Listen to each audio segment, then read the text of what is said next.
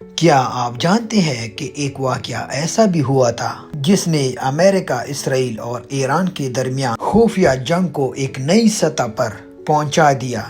یہ کہانی شروع ہوتی ہے ایران کے میزائل خفیہ پروگرام سے۔ دنیا کو کافی عرصے سے شک تھا کہ ایران زمین کے نیچے خفیہ سرنگوں میں سے جدید میزائل اور ڈرون ٹیکنالوجی کو تیار کر رہا ہے۔ یہی وہ وجہ تھی کہ امریکہ اور اسرائیل دونوں ایران کی ان خفیہ جگہوں کے بارے میں معلومات حاصل کرنا چاہتے تھے۔ اس مقصد کو حاصل کرنے کے لیے امریکہ نے ایک انتہائی جدید جاسوس ڈرون ایران کی طرف بھیجا۔ یہ ڈرون اسٹیلتھ ٹیکنالوجی سے لیس تھا، یعنی کہ اس کو ریڈار آسانی سے نہیں پکڑ سکتا ہے۔ اس کا کام تھا ایران کی خفیہ سرنگوں، میزائل بیسز اور فوجی تنصیبات کی خفیہ ویڈیوز اور تصویریں حاصل کرنا تھا۔ لیکن ایران اس بار تیار بیٹھا تھا۔ ایران نے دعویٰ کیا کہ اس نے جدید الیکٹرانکس وارفیئر کے ذریعے نہ صرف اس ڈرون کو ٹریک کیا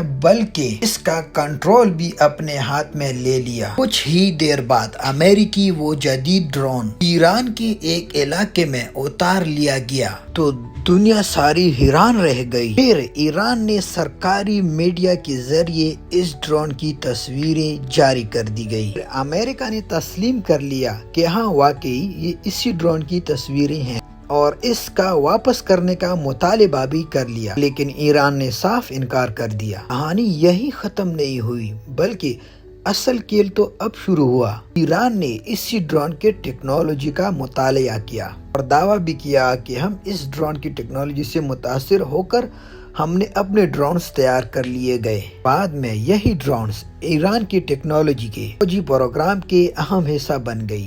بہت سارے ماہرین کہتے ہیں کہ اس واقعے نے خطے کی جنگ کی ٹیکنالوجی کو بدل کر کے رکھ دیا۔ پکڑا گیا ڈرون، امریکہ کا ایک خفیہ آپریشن کی ناکامی اور ایک ایسی ٹیکنالوجی جس نے ایران کو ڈرونز وارفیئر میں پہلے سے زیادہ طاقتور بنا دیا۔ اب سوال یہ بنتا ہے، اگر ایک ڈرون سے اتنی بڑی تبدیلی آ سکتی ہے تو آنے والے وقت میں یہ خفیہ جنگ کہاں تک جا سکتی ہے؟ اپنی رائے ہمیں کامنٹس کے ذریعے دیجیے۔ پھر ایک ملیں گے ایک نئی ویڈیو کے ساتھ۔ اللہ حافظ۔